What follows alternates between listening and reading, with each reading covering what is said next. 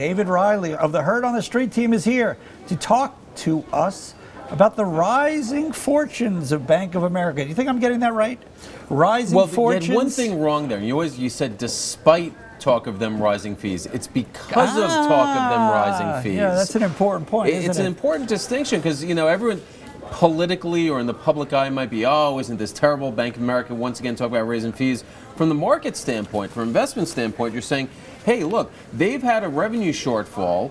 They're trying to attack it, so that's good. Right. And in fairness to Bank of America, they have to make money. Why does America think that any bank, any large commercial bank, can provide all these services that they get, like checking services, deposit service, and get it for free? Why?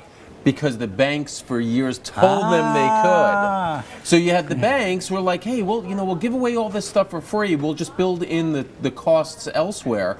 And a big way was things like overdraft fees and, hidden charges. Now, overdraft fees, that's gone with the legislation. You had the Durbin Amendment, which has cut things like the charges they get from debit cards, which in Bank of America's case, I think lopped off about $1.7 billion of income. And that goes straight to the bottom line, right? Right, that does. That's pure gravy. And if you look at, not just Bank of America, but all banks, their non-interest income has been taking a hit the past year or two. So this isn't just Bank of America, it's all banks. I mean, if you look, JP Morgan Wells are doing the same thing. How do we charge for bank accounts? Right. On the Wall Street Journal website, we have a story about the Consumer Financial Protection Bureau.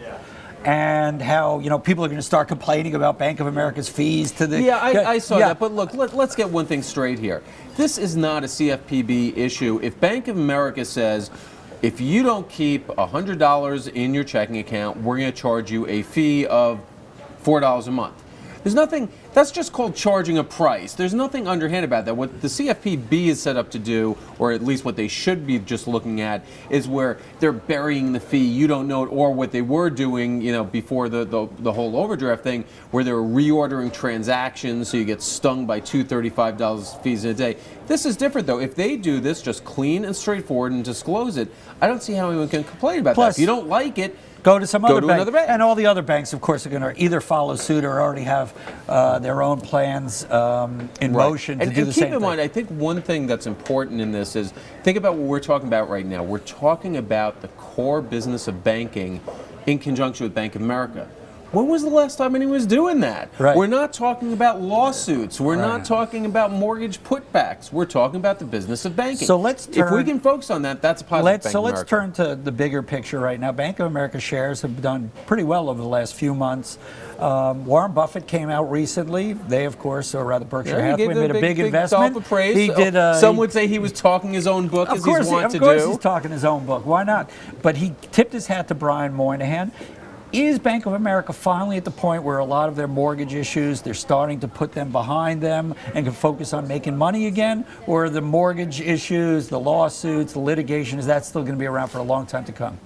It's always tough when you go into the legal realm, but it does look like, they use the old baseball analogy, they look more like they're probably in the 6th or 7th inning of that than being in the 2nd or 3rd inning. So that's definitely a good thing. They're working way through, they're taking their lumps. That could all, change on a dime with some adverse legal ruling, but it looks like exactly that people will get back to focusing how they run the business. Now, that's still going to be a challenge, and keep in mind, Bank of America's stock is up about 40% since late last year, but it's still trading at less than 50% book value.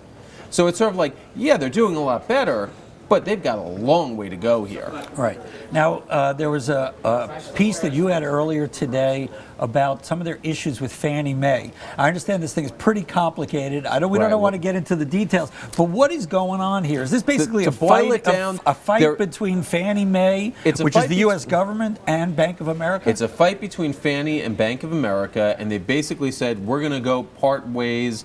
Bank of America is saying, we're not going to give you mortgages anymore, and Fannie is saying, fine, we don't want them.